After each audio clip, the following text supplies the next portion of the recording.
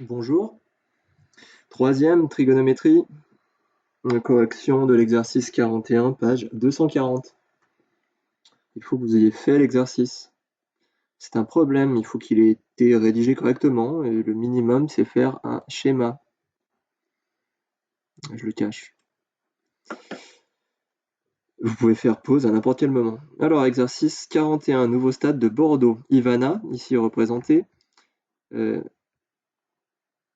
qui mesure 1,40 m.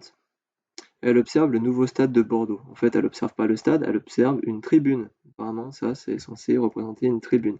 Elle est à 25 mètres de la tribune, elle mesure 1,40 m et son regard monte de 55 degrés pour pouvoir voir le toit de la tribune. Et donc, la question, c'est quelle est la hauteur du stade? Ou plutôt, quelle est la hauteur de la tribune du stade? Donc, on va chercher à mesurer la partie qui est ici. D'accord? Ah, zut, ça marche pas. Alors, il faut faire effectivement un schéma. Si vous ne faites pas de schéma, c'est impossible de faire l'exercice. Donc, un schéma, pas à la main, à la règle, proprement. Voici une proposition de schéma avec des lettres. Si vous l'avez fait, c'est sûrement pas les mêmes lettres que vous avez utilisées.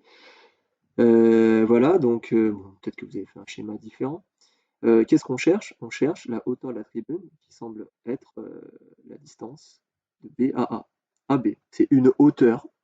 Hein, bon, moi j'aurais seulement fait en fait le triangle EFA, c'était suffisant, après on pouvait s'en sortir pour rédiger.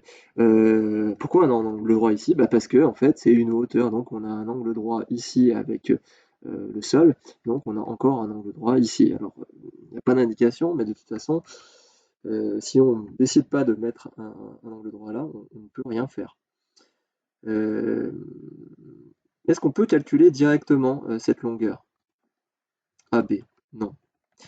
Euh, Par contre, qu'est-ce qu'on connaît? On connaît la longueur qui est là, 1,40 m, donc c'est-à-dire qu'on connaît BF, 1,40 m, et en fait, on aimerait bien calculer, pour connaître AB, la longueur qui est ici. Donc qu'est-ce qu'on nous donne? On nous donne l'angle de visée, l'angle de vision, de 55 degrés. On nous donne ici EF. EF, il vaut combien? C'est écrit en dessous, 25. Et c'est quoi EF par rapport à l'angle qui est fourni? C'est le côté adjacent. Et qu'est-ce qu'on doit chercher? Eh bien, le côté opposé. Donc, dans quelle syllabe du stoccatoa ai-je O et A? Eh bien, dans toa. Il va donc falloir utiliser la tangente, qui est égale à côté opposé divisé par côté adjacent.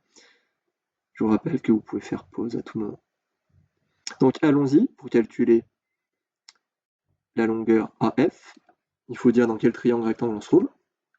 Ok, là il y avait du blabla pour expliquer ce que je viens d'expliquer, mais à mon avis c'est inutile.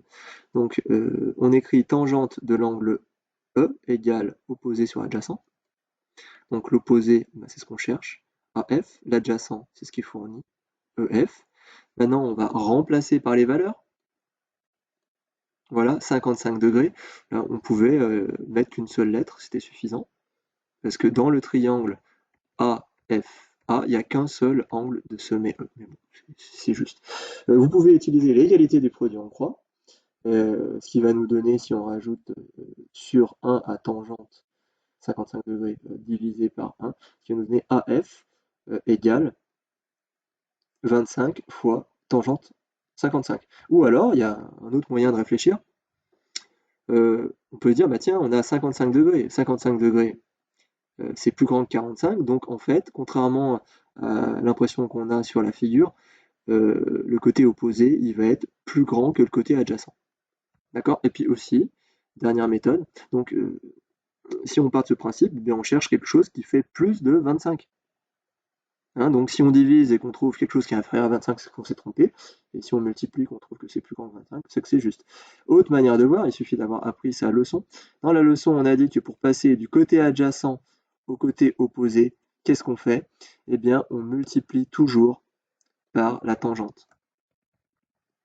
D'accord?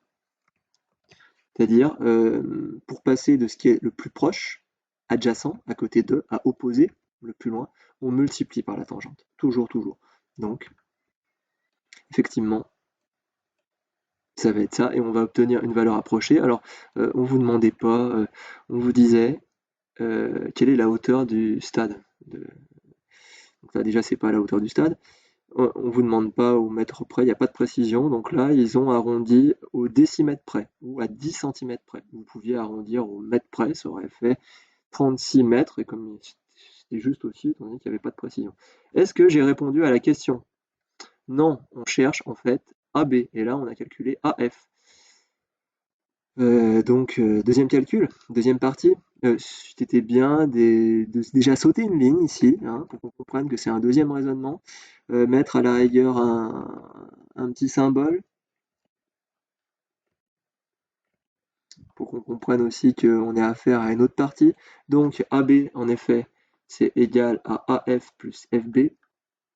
On va remplacer par les valeurs. Attention, là ils ont bien fait, ils ont mis environ, parce que 35,7 c'est une valeur approchée, donc là on met environ. On ajoute les deux et on obtient environ 37 mètres,1, c'est-à-dire 37 mètres et 1 décimètre ou 10 centimètres. Est-ce qu'on a répondu à la question? Non, la question, c'est un problème, il faut faire une phrase-réponse. Quelle était la hauteur du stade?